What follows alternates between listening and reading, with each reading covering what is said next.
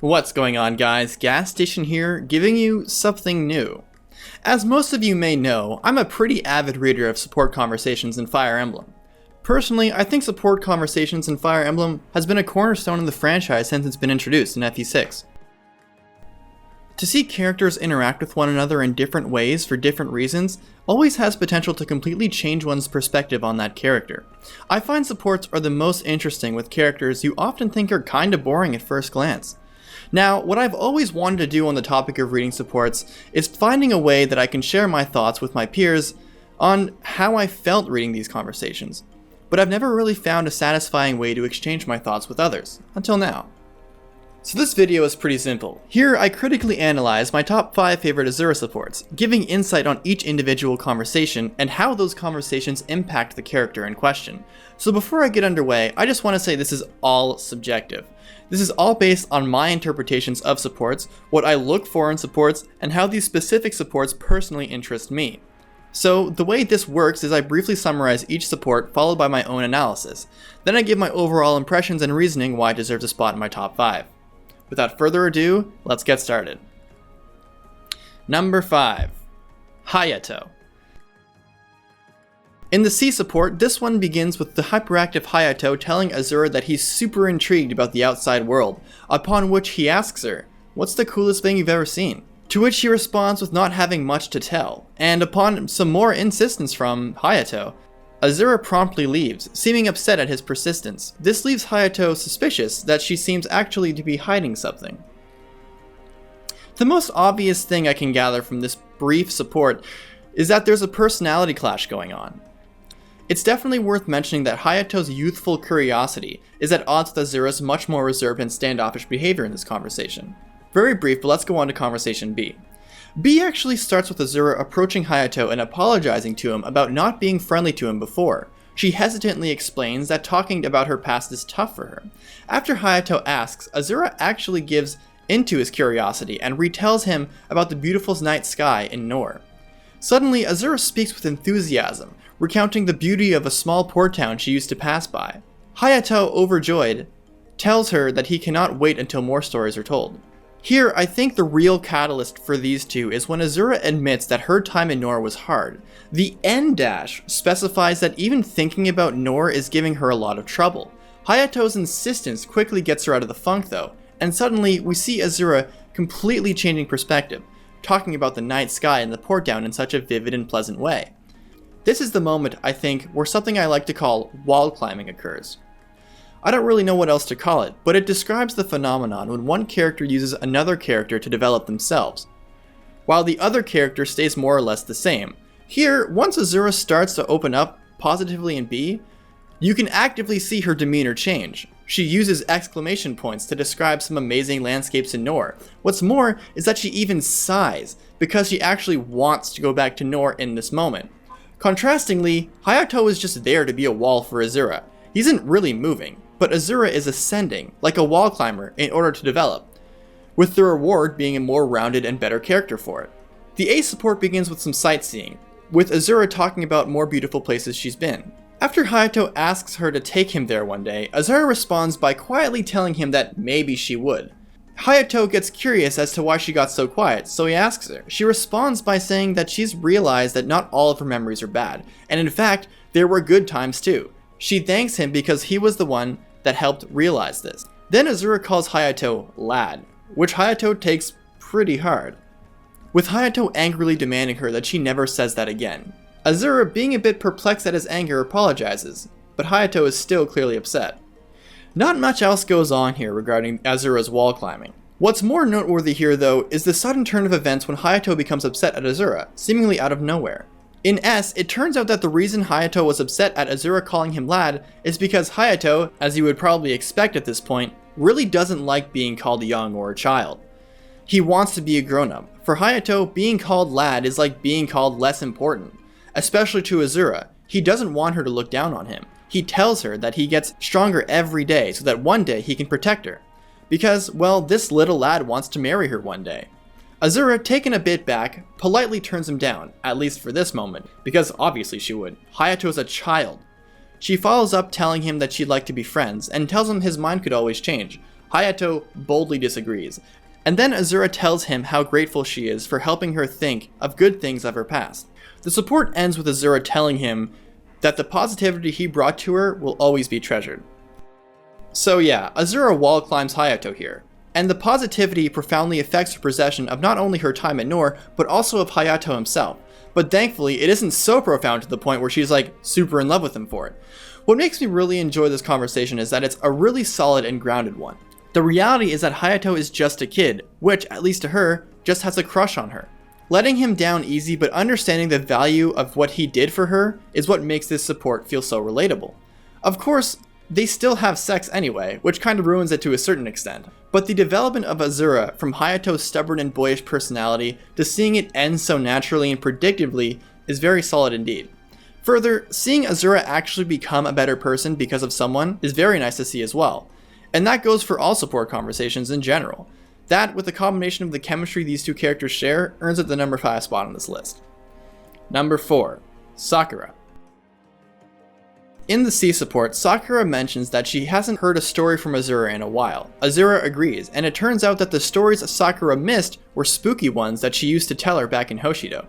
Interestingly, Sakura admits to not actually liking these stories, but her curiosity always compelled her to insist that Azura continue until the story meets its end. The support ends jovially, with Azura telling her she won't tell other people that she was actually a big scaredy cat when she was young. What immediately jumps out to me about Azura in this support conversation is how different she acts towards Azura compared to the other allies on the team. It honestly is surprising to see how different Azura can be when she's with her family, especially Sakura and Hinoka. This surprisingly open and animated version of Azura is actually extremely crucial to her overall character as a whole, and unlike her other supports with her siblings, even compared to Elise and Hinoka, you can tell that these two go way back. What I believe the support manages to accomplish is getting the player intrigued by such a stark contrast in Azura's character from what we as players have come to understand her. Let's proceed to B. B is simply Azura telling Sakura about a scary story. Throughout the telling of the tale, Sakura is both scared and curious to know what happens next. But the story gets too overwhelming for her at one point, and she insists that Azura stop. Azura happily offers Sakura to stay in her room to stop her from getting nightmares from the story, but Sakura rejects the offer. Here it honestly feels like Azura's character does an entire 180. Take, for example, the beginning of when she's about to tell Sakura the maid story. Azura now speaks in exclamation points, indicating the sheer enthusiasm she has while telling her about this story. In fact, it's almost so different from pre-existing notions of how we understand Azura that I wouldn't really be surprised if people thought this version of her was actually a break in character.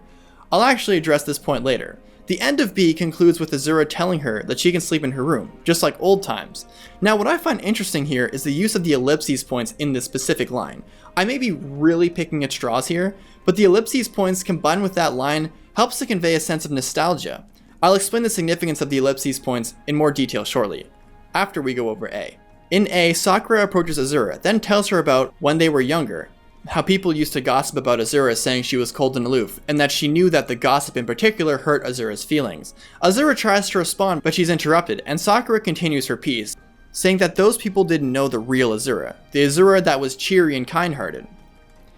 Sakura then begins to guilt herself by saying that she should have spoken up when they said those nasty things, but Azura tells her it's all good. Then, Azura personally apologizes to Sakura and admits that she can be a bit standoffish at times, but she never realized it actually bothered Sakura this much. They both agree to try to improve their flaws and vow to support each other through it. Azura with her cold outward personality and Sakura with her crippling shyness and cowardliness. Here the conversations take an interesting turn, when Sakura says that they didn't know the real Azura. Additionally, Azura herself admits to her own flaws. I find both of these exchanges greatly help flesh out Azura's character. Not only does Sakura's point validate our own perception of Azura, because we ourselves tend to see the more cool standoffish dancer girl, but because Azura's own self-awareness that she's actually flawed, both contribute to her being a deeper character than once thought, at least for me. Which is good because, well, depth is good. Many characters can be described as one-trick ponies, but Azura is actually quite multifaceted, as she should be, since she's a main character. But why Sakura specifically? Why doesn't Azura share this openness and warmth to Hinoka? Why not her brothers? How come Sakura is the girl that enables us to see the real side of Azura? Well, I think this support becomes all the more important and meaningful for Azura when we consider the context of her past. Sakura was super young, Hinoka was constantly training in order to one day find Korin, and Ryoma and Takumi are warriors and brothers. Additionally, they're boys. Not only do they have duties as princes, but the likelihood that they're both closer to one another than the other siblings just because they're both men is quite high. That simply leaves Sakura, who at a young age was probably super sheltered. Similarly, Azura was probably in the same boat. For me, this indicates that Azura and Sakura were the closest sisters in the family, which explains how night and day Azura seems to be when it comes to this support. It is likely that these fun moments in the castle with Sakura were potentially the most fun Azura had growing up, considering the fact that while her memories of Hoshido were happier than in Nor, there was still a lot of hate being thrown towards her. I bring up my point on nostalgia again, because there's an indication that for Azura, gabbing on about spooky stories with the enthusiasm of a youngster is reminiscent of her literally gabbing on about spooky stories when she was a youngster. Hence, the line, "just like old times," could be interpreted as the good old times, those that were few and far between. The ellipses points I mentioned before, at least to me, sells the feelings of nostalgia. In the end, the reason I enjoy the support is because it gives a ton of depth to a character that, to be honest, seems really boring and flat at first. It makes me think that the support writers knew what the heck they were doing. The self-awareness that Azura has about her own flaws is also an extension of the self-awareness of the writers have behind her character too. I also really enjoy the inferences that this support conversation allows me to make. Being able to form conclusions and theories based on the evidence left by character dialogue is a really fun and intriguing activity. And this support lets me do that. I place it at number 4 because of the implication it leaves for Azura's depth, along with the rest of what I said. And it seems that Sakura can leave more to Azura's character more so than Hayato can. Number 3 is Laslow. In the C support, after Laslow finishes his dance practice for the night, he heads back to camp. He then bumps into Azura by accident. And to his dismay, Laslow realizes that Azura has been spying on his dancing. But Azura does admit that she could honestly watch him for hours. Flattered, Laslow invites her to tea, but she refuses. Then he asks her for breakfast tomorrow morning, which Azura again rejects. Then she promptly leaves, with Laslow chasing after her.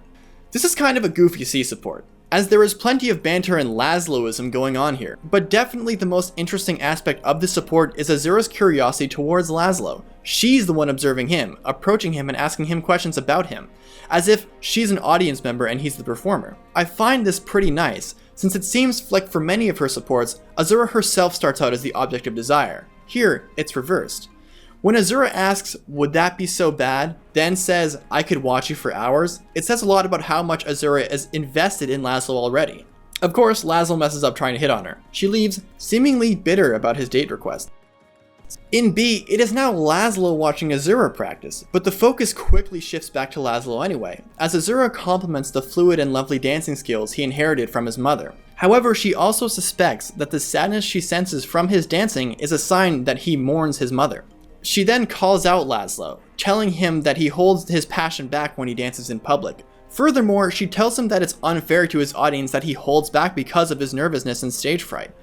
And instead, he needs to dance with confidence, so his allies reciprocate that confidence and strength. After Laslow is slightly taken aback by her statement, Azura promptly leaves again, with Laslow seemingly chasing after her once again. The very brief role reversal from performer to audience member between these two is cut short when Azura again begins to ask Laslow questions about his dancing. Again, Azura seems way more invested in Laslow than Laslow is in Azura, but that being said, Laslow is still into her, clearly. See, here is where I think things begin to get shippy between these two. There are 3 things I can observe that make this support very enjoyable to read. Firstly, they both share a similar interest, and from Azura's perspective, it probably means a lot more to her than it does to Laslow that someone else in the army can do what she does. Secondly, it's easy to picture Laslow reciprocating the interest because, while Laslow's character is rooted into being a flirt. Lastly, seeing Azura so invested in someone else, helping someone else, and actively trying to speak to them is a much different setup than her other supports, where she is the object of desire instead. The harsh feedback is intriguing too, and it seems because she said those things, she is prompted to leave suddenly for the second time, with Laslow chasing after her, at least for a moment. In A, Laslow tracks Azura down and asks her if she notices his dancing, to which Azura says yes, and she adds that Laslow looks strong and confident while doing it too. After Laslow thanks her for the advice she gave, she actually apologizes for the harshness of her tone when she gave it. Afterwards, she explained how her mother was a very talented dancer herself, and how her own stage fright derived from her own fear of inadequacy. She then explains how Queen Mikoto helped her overcome her stage fright by telling her what she told Laslow: you either get confident or you waste your talent. Laslow then tells her he wishes he could one day perform with such power as Azura does. He adds that her inspiring song and dance had reminded him of his own mother's ability to do the same thing. The conversation ends with Azura and Laslow sharing a nice song and dance together. This support conversation is filled with chemistry. Here, the implications of Azura actually opening up to Laslow with her story of her stage fright and Mikoto helping her overcome it seems to be incredibly genuine and well placed. Azura opening up here feels a lot more natural than when she opens up to other characters about her past. For example, with Saizo. In Saizo's C support, Azura tries to distract him from thinking about his painful injury as she tends to him by explaining how she got this brutal scar on her. For me, it seemed kind of early for Azura to open up like that, with that kind of deep conversation. Further, I didn't really feel like there was much chemistry between Saizo and Azura in the first place. Here though, Azura opening up works a lot better because of the theme of the story: motherhood. And motherhood is an important theme in this entire support. If Azura wasn't into Laslow before, she certainly is now. Not only do these two share an incredibly unique rapport, they both seem to value motherhood greatly. This moment between the two, talking about how much the female figures in their life meant to them, encourages Azura to actually stay with Laslow this time. What I believe this implies is that now Azura trusts Laslow and sees Laslow for the kind-hearted guy he really is, not just this flirt. I can think of two reasons for why Azura stays this time around. The first is perhaps because Azura wanted Laslow to just improve, and leaving him to practice by himself was the best way she knew how to do it. So now she sticks around since Laslow is dancing much better than before, almost as if to say Azura's coaching paid off. Or secondly, perhaps it's because Azura's feelings towards Laslow was getting a bit too overwhelming for her.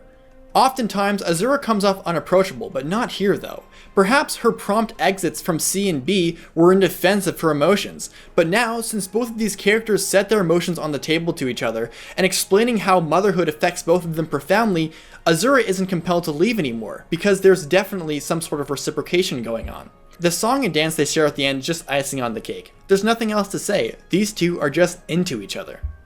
In S, Azura is once again spying on Laslow. After being caught, she admits that she just couldn't help herself, that his dancing was just too mesmerizing for her to look away. She also mentions that there's this glow about him, and she suspects that he's fallen in love, which is the inspiration behind his emotional and engaging dancing. Laslow, flustered, denounces the idea of love, but Azura still suspects she's right. She even offers to put in a good word for him to the girl he's falling for.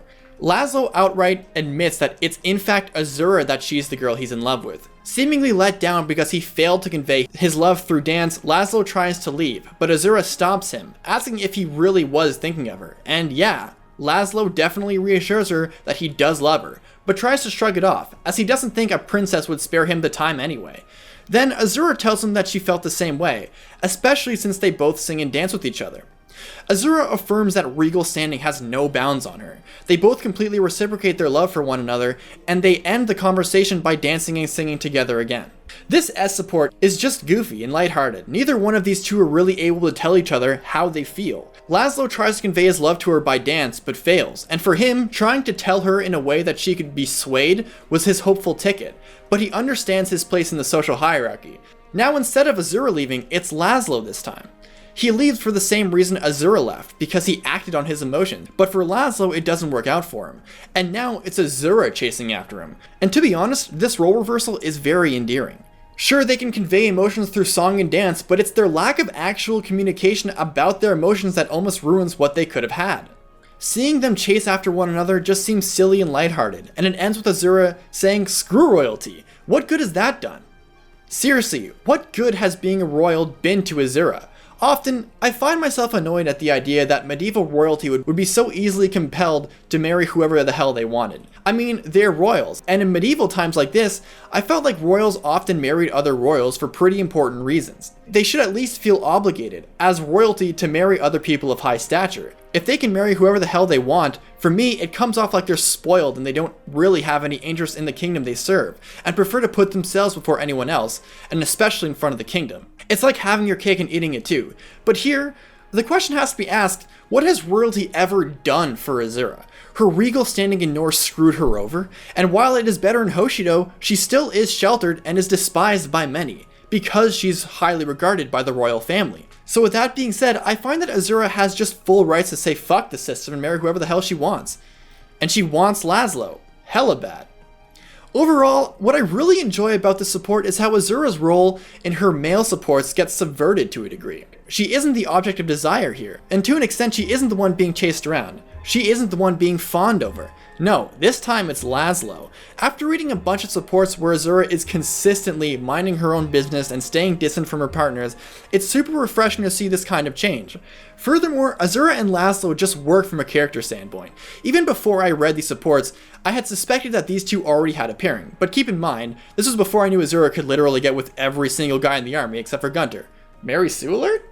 But I digress. Between this different take on Azura, to the mutual interest in art, their commonality with female figures in their life, and the knowledge that either one shares onto one another, to the heartwarming and lighthearted end, this support is a gem for both characters, which is why it's in my number 3.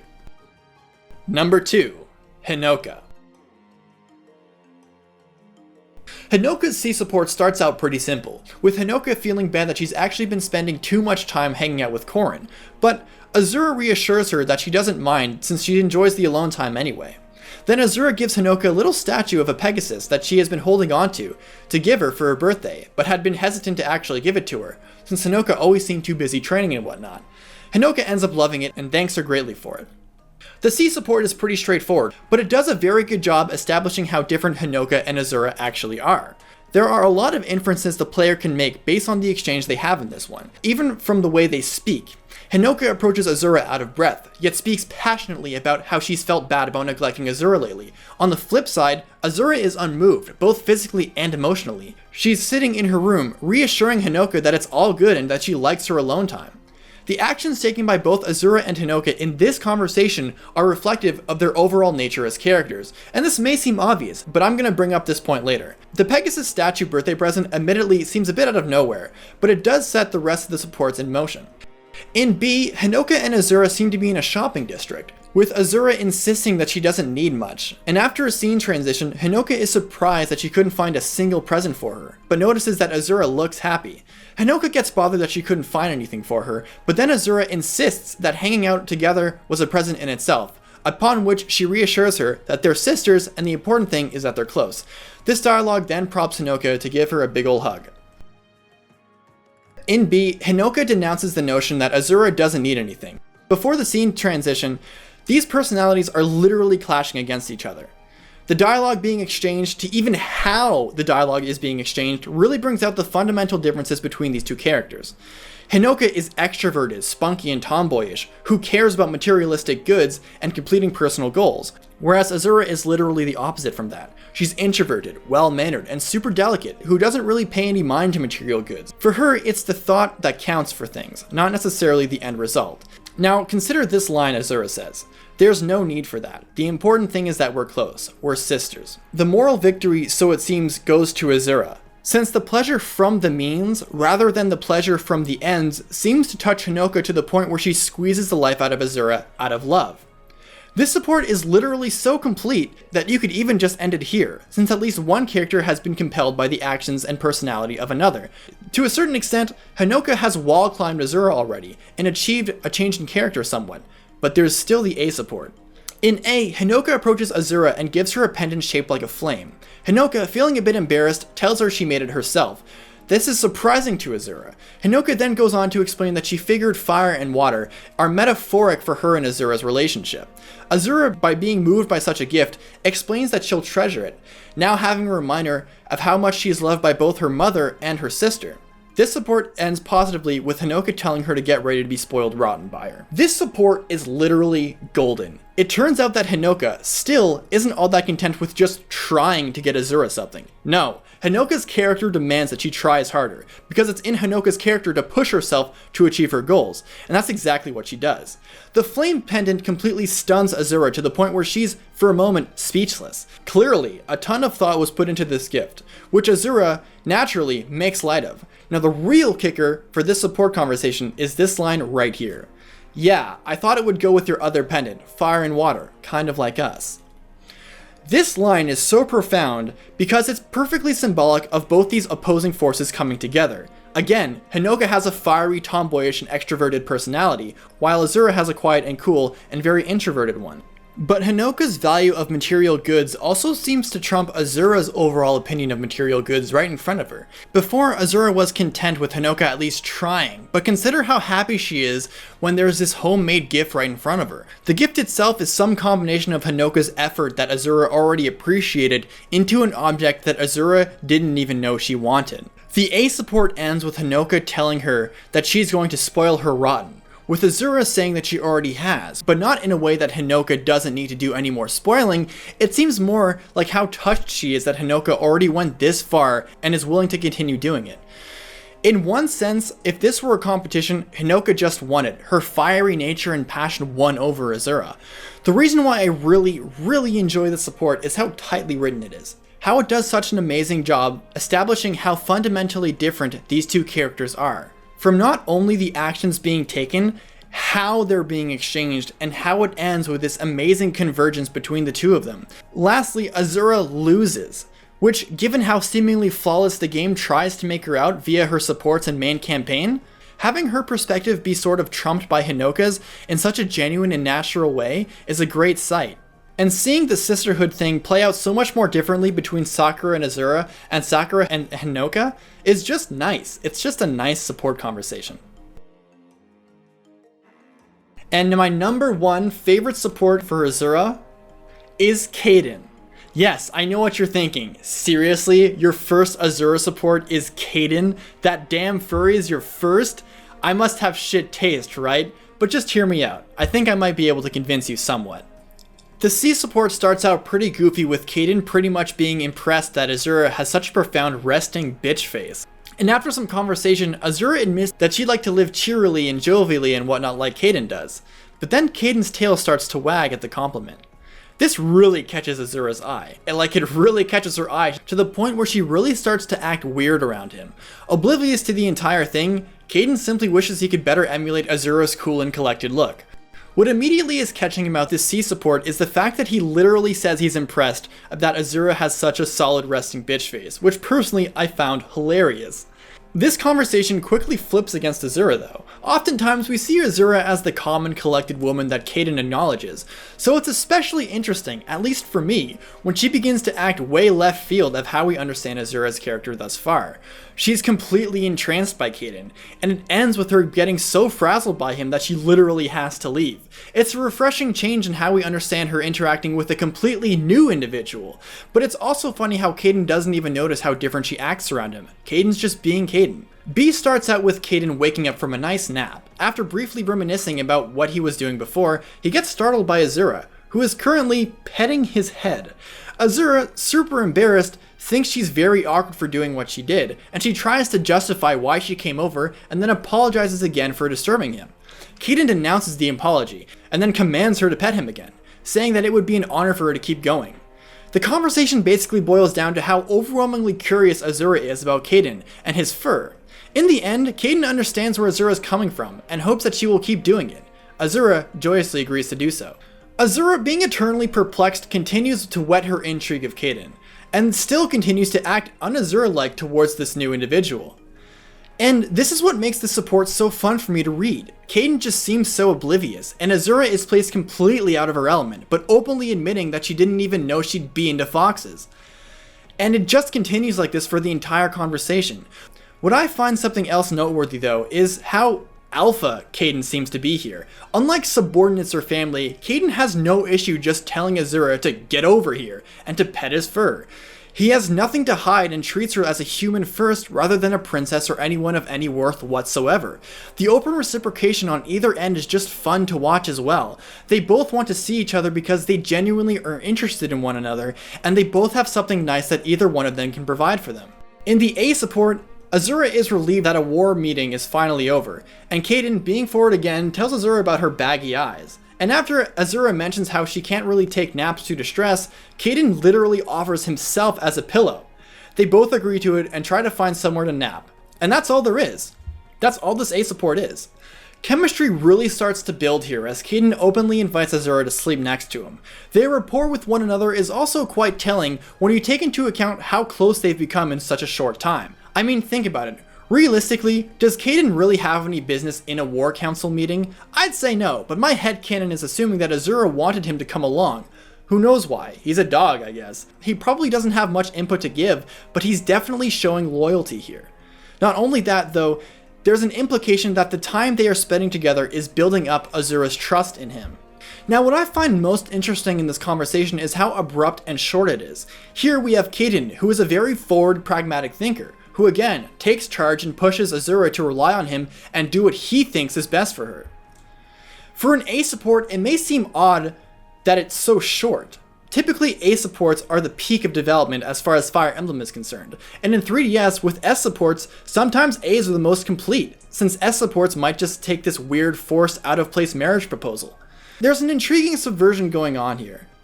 Instead of a long and detailed A support, it's a short, sweet, and tightly written conversation. Now let's move on to S.